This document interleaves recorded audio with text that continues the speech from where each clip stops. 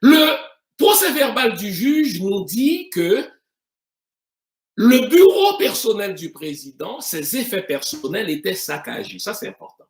Je vais vous rappeler quelque chose que je vous avais dit à mon émission du 7 juillet dernier. Le président Jovenel Moïse s'est rendu à la mi-juin en Turquie. Et en Turquie, il a eu des rencontres secrètes avec la Russie et la Chine. Et lors de ces rencontres-là, le président a signé des contrats, entre autres avec la Chine, permettant à la Chine de venir installer des comptoirs commerciaux, de venir faire, n'est-ce pas, ouvrir des industries au pays, etc. Et le président, depuis la deuxième vague du Covid, ne se rendait plus au palais. Il avait aménagé ses bureaux officiels en sa résidence privée et ne se rendait au palais que pour des cérémonies protocolaires, comme celle qui consistait, et c'est important, à recevoir les lettres de créance, si vous voulez, de l'ambassadeur. Et il se trouve que le 2 juin, soit 2 semaines avant cette fameuse rencontre de la Turquie, le président Jovenel, au sacrilège du point de vue américain, venait de recevoir les lettres de créance du nouvel ambassadeur, n'est-ce pas, de la Fédération russe. Puisque, selon le rapport du juge, les bureaux du président, ses affaires personnelles ont été saccagées, les gens qui sont venus le tuer étaient à la recherche de quelque chose, qui c'est des documents. Et avec l'information de Joe Marley, qui a rebroussé chemin malgré, suivez mon regard, la gravité alléguée du cas de sa mère, les chauffeurs ont accepté de rentrer à la maison à la recherche de l'ordinateur. Peut-être que les informations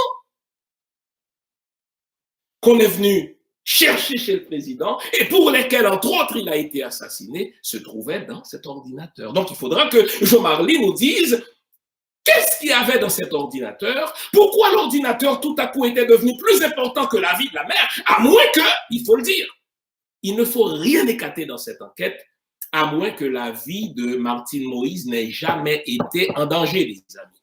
Encore une fois, je ne suis pas en train de dire que Martine Moïse est coupable de l'assassinat de son mari. Je ne suis pas en train de dire qu'elle est complice. Je ne suis même pas en train de dire qu'elle est suspecte. Mais il nous faut comprendre pourquoi on a laissé la vie à Martine Moïse. Je suis heureux qu'on lui ait laissé la vie. Je suis heureux que cette sœur, elle, contrairement à son mari, n'ait pas été assassinée. Mais il faudra interroger Martine Moïse.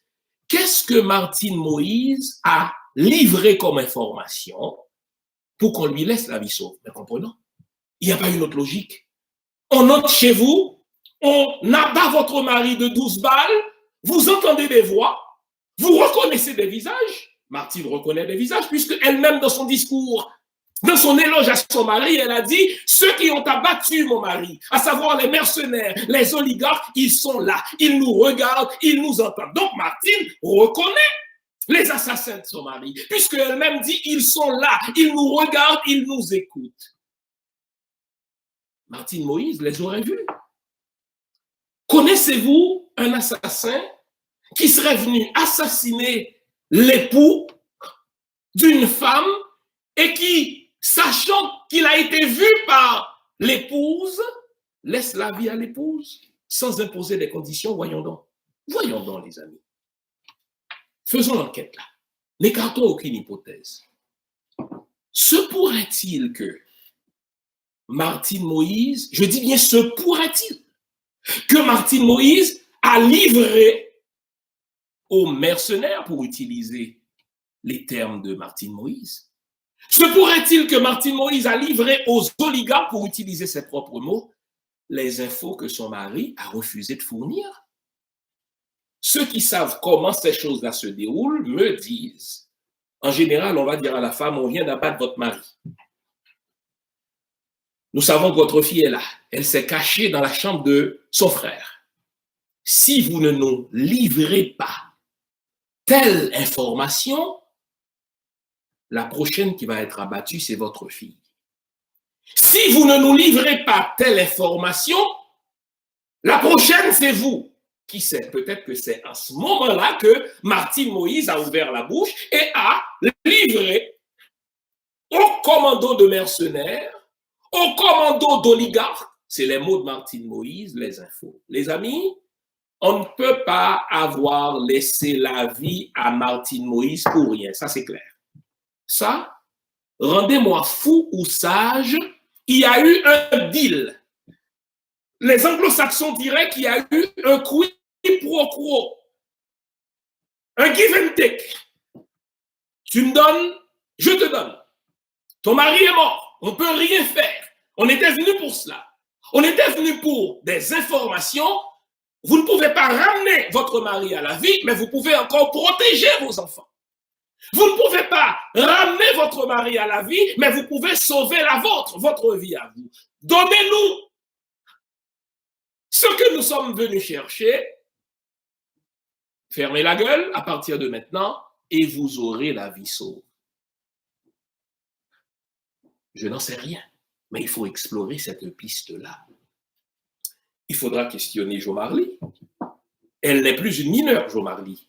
Elle peut témoigner. Dites-moi, Jo Marley, votre papa vient d'être assassiné. Selon votre propre dire, vous êtes allé vous cacher. On ne se cache pas quand il n'y a pas de menace. Vous êtes allé vous cacher dans la chambre de votre frère. Parce que vous savez que soit que votre papa était en danger, ou bien soit qu'il venait de mourir. Ça va? Lorsque vous êtes sorti de votre chambre, qui vous a demandé de sortir? À quel moment saviez-vous qu'il n'y avait plus menace dans votre résidence pour que vous osiez partir? Quelqu'un qui reçoit 12 balles, ça fait du bruit, les amis. Dites-moi, Jo Marley, pourquoi tout à coup votre ordinateur personnel a paru plus important que la vie de votre maman? Ou, posons-nous la question, quel lien intrinsèque, quel lien logique y a-t-il entre la vie de votre maman et votre ordinateur? Peut-être que le président Jovenel Moïse, sachant que sa vie était en danger, le président Jovenel Moïse savait que sa vie était en danger.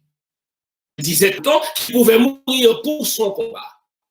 Peut-être que le président Jovenel Moïse, sachant que sa vie était menacée, avait enregistrer, sauvegarder, stocker les informations sensibles, non pas dans son ordinateur personnel, parce qu'il savait que, de toute manière, c'est logique qu'un assaillant qui vienne chercher des informations auprès de vous, Monsieur Moïse, aille fouiller dans votre ordinateur. Peut-être que, prévoyant le coup, il ait stocké les informations sensibles dans l'ordinateur de Jo Marley, au point que tout à coup,